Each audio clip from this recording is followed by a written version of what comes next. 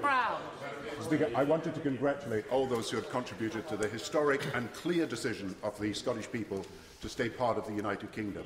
And as someone who has had some time to reflect, in fact 4 years to reflect, courtesy of the decision of the British people, I believe that there is also common ground, not just on the timetable for the delivery of further devolution to Scotland, but on the powers themselves. And I believe that when the Conservative, Liberal and Labour parties get together and look at the possibility of delivering a stronger Scottish Parliament, they will find that in addition to powers of our housing benefit and attendance allowance and others that they have talked about already, that it is possible, in my view, for the Conservatives to accept some of the Liberal proposals and some of the Labour proposals that would strengthen the Scottish Parliament as part of the United Kingdom, without breaking the United Kingdom, but in line with the wishes of the Scottish people and without giving an unfair advantage to the Scottish people. But I will pursue my argument and then I will give way. I think it's a bit much before you've heard what I'm going to say that you want to intervene on what I'm saying. Madam Deputy Speaker, I have to tell the House, though, that the fundamental question is not the one that the Leader of the House was trying to raise. The fundamental question affecting the British Constitution is not the West Lothian question. That is a symptom of a more fundamental problem. The fundamental question in the British Constitution is that when you have England 84% of the Union, Scotland 8% of the Union, Wales 5% of the Union, Northern Ireland 3% of the Union, when you have the reality that at any point the votes of England could outvote Scotland, Wales and Northern Ireland individually or collectively, the real fundamental issue, the real issue, is a fair distribution of power that respects not only majority rule, and I'm sensitive to the needs of England and to English voters, but also respects the rights of the minorities so that we have stability and we have harmony in the British Constitution. And I'll give way in a minute, but I want to do this argument. And every generation has had to come to terms with how you get that balance right between the majority rule and the needs of the minorities that are part of the United Kingdom. And the problem we have got now is that while on September the 19th there was indeed contentment and satisfaction right, and I'm told it included right up to the centre of Buckingham Palace and Balmoral. And I think we had that in the highest authority, perhaps the second highest authority. While there was satisfaction, the problem then arose with the Prime Minister's announcement at 7 a.m. on the morning of the Friday after the vote. And without telling people beforehand, a matter that was absolutely material to the vote that people were casting in the Scottish referendum, a new plan was imposed upon Scotland. It was a vow that had been written on the Tuesday that was now being rewritten on the morning. Because while the proposed change was, he said, in the English constitution, the actual practical effect of it was in Scottish constitutional affairs to restrict the voting rights of Scottish members of Parliament in this House of Commons on an issue, as he said on that morning, I'll give way in a minute, as fundamental as taxation. And clearly that was a change in Scotland's status in the United Kingdom. Clearly it was highly material to the vote that people had just had. And should not the people of Scotland have been told prior to the referendum, which was on Scotland's status in the United Kingdom, that the downgrading of Scottish representation in Westminster was one of the proposals that he now wishes to make to the people of the country. Now, Madam Deputy Speaker, I will give way in a minute. But what makes for a lethal cocktail? What makes for a lethal cocktail on this is that, and the Leader of the House didn't even appear to recognise this, is that the Conservative Party is confirmed by the member in the backbenches, the member for Woking. The Conservative Party wants to devolve 100% of income tax to the Scottish Parliament. This is not the nationalist policy, it's not the Labour policy, it is the Conservative policy to devolve all of income tax to the Scottish Parliament and then immediately end the right of Scottish members of Parliament to vote on income tax on a matter as substantial as the budget in this Parliament of the United Kingdom. Now, Mr. Speaker, in the past until now, any income tax rise has been based on the principle that all contribute and all benefit. Now, under the Conservative proposal, including Scotland, all would benefit from such a tax rise if it was ever to happen, but only some, excluding Scotland, would contribite. And clearly it would not be. This is the Conservative proposal. Madam Deputy Speaker, this is the Conservative Party proposal, a radical proposal to devolve all income tax to Scotland and then preclude members of Parliament in this House from voting on the budget. And I want to say, before I give way, there is no state in the world, federal or otherwise, that devolves all of income tax from the national exchequer to regional, local or national assemblies, and there is not a parliament in the world that would impose a national income tax on only some of the country, but not on all of the country, and there are very good reasons why. And, Madam Deputy Speaker, we have to understand that this is the Conservative Party proposal that is being put forward subsequent to the referendum. I'll give way to the man who is the author of English Votes to English Laws. I'm very grateful for being endowed with that honour, but the right honourable gentleman should remember that English votes for English issues were in the Conservative Manifesto in 2010, and that I expressly raised it before the referendum in Prime Minister's questions, just before the referendum, when my right honourable friend was standing in for the Prime Minister because he was in Scotland, so that everybody knew that this was the will of the Conservative Party, and more importantly, it is the settled will of about three-quarters of the English people. Well, why, Madam Deputy Speaker, when the Mackay Committee reported that the government only say that it needed a thorough and rigorous investigation and did not support that, and the Prime Minister did not tell the Scottish people before the referendum that this was his proposal that would come on the morning after the referendum. I'll give way in a minute again. Madam Deputy Speaker, it is the combination of the two proposals to devolve 100% of income tax and then to remove the right of Scottish MPs to vote on the matter in Westminster that is absolutely lethal for the Constitution. And let's be clear about the impact of this plan. And the Leader of the House is free to intervene and confirm whether this is indeed his plan. Scottish representatives would be able to vote on some of the business of Westminster, but not all of it, and would not be able to vote on some budget decisions on income tax, and thus would undoubtedly become second-class citizens at Westminster. Now, members opposite may find it Mr. Graham Stewart. Thank you, Madam Deputy Speaker. Is there now a convention that those... Madam Deputy Speaker, is there now a convention that those members of Parliament who attend this place the least often are not subject to the backbench time restrictions which apply to all other backbenchers in this place? That is not... Just a minute, Mr. Brown. Just a minute. One at a time, please. That is not a point of order.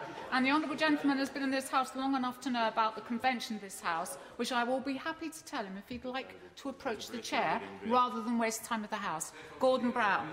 Madam Deputy Speaker, is whether you talk sense in this House that matters.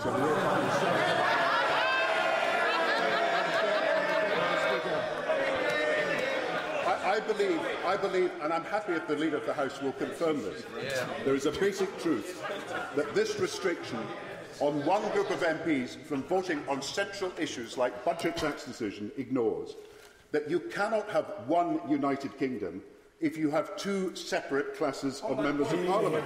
And you cannot have representatives elected by the people who are half in, half out of the lawmaking process. And let us remember the words in the New Testament in Mark, quoted by Lincoln: "A house divided cannot stand, and a house divided is brought into desolation." And I believe that that is the truth of what the Conservative Party are now quoting. And soon, Madam Deputy Speaker, this diminished status for Scotland would also have to apply to Wales, who also want income tax powers. It would then possibly apply to Northern Ireland, and then the Leader of the House did not rule this out when asked about it. It would then have to apply to London. Then it would have to apply to the House. Then it would have to apply to the House of Lords to create two classes of representation there too. And a government that one day owed its authority to all members of the House would find the next day it owed its authority to some members of the House, and you cannot be servant of two masters, owing your authority and legitimacy to one set of votes one day by one group of people and another set of votes another day by another group of people. Yeah, they'll give way. I'm grateful, honourable gentleman, for giving way. Is he telling this House that he signed up to a vow without knowing the details of that vow? Madam Deputy Speaker, I signed up to a vow that I will keep. It was the Prime Minister on the day after the referendum who qualified the promise. And Mr. Speaker, we would be better off in this House if we had some humility from members of the Scottish National Party in this House who, in their own constituents, found that 55 to 60% voted no and not yes. I'll give way. I'm very grateful to the right honourable gentleman, and may I start by thanking him for the impassioned defence of the Union that he made in the last few days of the campaign. But in that spirit, can I say to him, as someone who was christened by his father, who grew up in the central belt of Scotland during the devolution arguments of the 1980s, that there is a similar growth of demand in England for say in her own affairs. And if that is not addressed quickly, we may endanger the very union that he and I both want to preserve. I disagree with the member here. I'm coming to that, and to the proposals that might solve this problem without creating two classes of representation in this House of Commons.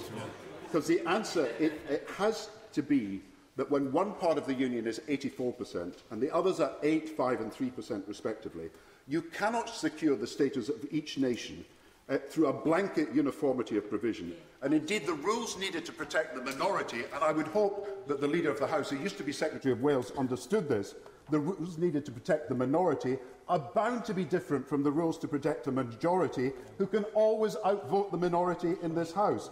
And if this is not recognised by this government today in this House, it's recognised in America, where the rules for the Senate mean that the minority parts of the country, Wyoming with 500,000 people, has 2 members of the Senate, and so too does California with 38 million people. And it's recognised in Australia, where you have Tasmania with 700,000 people, and you have New South Wales with 7 million people, and they have 12 members each in the Senate. And it's recognised in the constitutions, and I could name them right across Spain, Switzerland, South Africa, Brazil, Nigeria, Mexico. And when you start from a profound imbalance in the numbers of people in the population, when you start from a huge inequality in size, fairness of treatment is not secured by a crude blanket uniformity that requires exactly the same provision for the minorities as the majority. But you need to accord some respect to minorities whom the majority can invariably and always, if they want, and routinely outvote at any opportunity. So the answer cannot be no representation without taxation. The answer is certainly not to say no to Scots paying income tax at a UK level and then no to Scottish representation in this House as a result. The answer must be to say yes to Scottish representation on equal terms here and not to devolve all forms of income tax to the Scottish Parliament. Scots continuing to pay some income tax to the UK, being represented in the UK, and I may say you achieve the same level of accountability and local responsibility for your decisions by devolving some, or perhaps 75%, but not all of income tax, and then assigning half of VAT, the Scottish Parliament then raising the majority of its spending by its own taxing decisions. Now, I'm going to answer the point that I'm sure he's going to raise. I do not underestimate. And I have reason not to underestimate the concerns of the English people. And I do understand the sensitivities that were mentioned by the member opposite. And I believe that there are ways that this can be dealt with within the Union without disrupting the status of members of Parliament in this House and by at the same time meeting the sensitivities of the English. And while the Mackay Committee is one way forward to do so, I agree with the Government that there should be a rigorous examination of what he is proposing, since a new element has been introduced, which is income tax and the decisions on income tax in this House. And I believe there are other ways that we can meet the needs of English members of Parliament in this House without creating 2 classes of representation in this House, by which time the Union, in my view, would be all but over. Now, nor will I'll give way in 1 minute more. Nor will, and I say this to the Leader of the House again, because he has put a crude argument that needs to be answered. And I say to him, nor will English votes for English laws solve the problem that he has raised. It will neither bring stability and harmony to the United Kingdom or create the sense of fairness that he wants to see, even for the English representatives that he wishes to support. They will find it difficult, as the Mackay Committee found, to isolate a part of the Constitution and say it is exclusively, uniquely and forever English, and there can be few laws passed in this place that do not have implications for Wales, Northern Ireland or Scotland. Nor will he find that he's dealt with the fundamental problem of fairness. For let's say the UK Parliament votes a tax rise to pay for improved pensions, or for an improvement in the National Health Service, or to cover the national debt. Does this House think that English, Welsh and Northern Irish voters will accept for long, even if Scots have no voting rights, that they, the English, Welsh and Irish, will contribute their income rises to UK-wide services, including paying for the Barnett formula, but Scotland is exempt while continuing to benefit from the money raised. Now this, I say, is the Conservative policy. Let someone from the backbenches, if the Leader of the House won't speak, defend the Conservative policy which splits the United Kingdom apart. Which one is going to do so?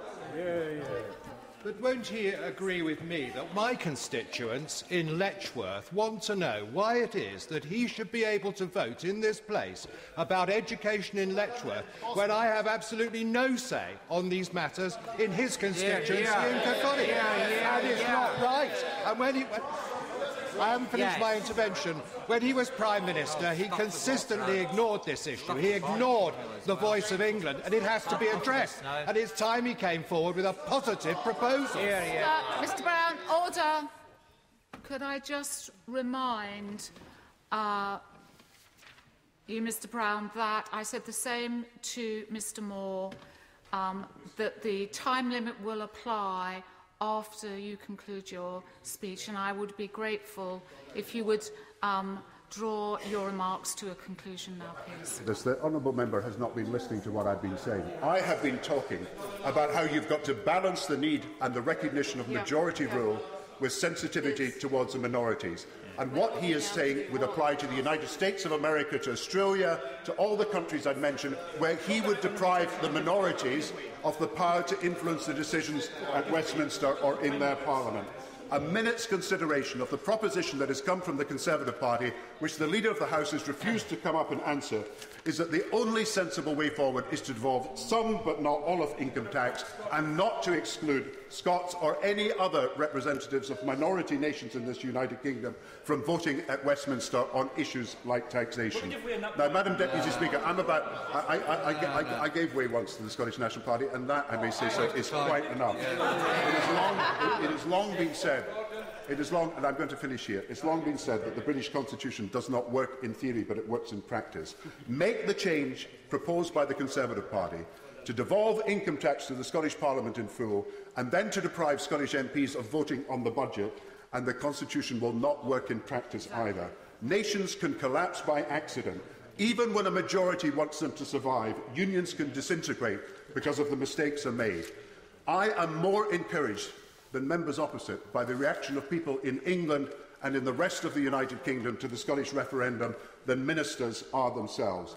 While the myth is perpetrated that Scotland and England are on completely different planets, that one is communitarian and egalitarian and the other individualistic and libertarian, I find that no four nations in the world have managed what we in the United Kingdom have managed to do, to pool and share our resources together. And that is the essence of the modern union, to guarantee everyone in these islands, irrespective of nationality, the same equal rights to help when sick, disabled, elderly, vulnerable or unemployed. A United Kingdom that was united in name only could not survive for long. But what we have seen reinforces what I see and we have studied in our history books of the United Kingdom in two wars, coming together, shared sacrifice, suffering together, that we Scottish, English, Welsh and Northern Irish are prepared to help each other, to come to the aid of each other, to recognise the differences in each other and to be tolerant of what at times may seem like excesses or eccentricities in others. And if we can avoid making the kind of mistakes that the Leader of the House is now making, if we can rise above narrow partisan interests and put country before party, if we can remain statesmanlike in seeking unity as the siren voices across there try to reap discord, then Britain still can be the Great Britain that we want it to be. Order. There is a 6-minute time limit on backbench speeches from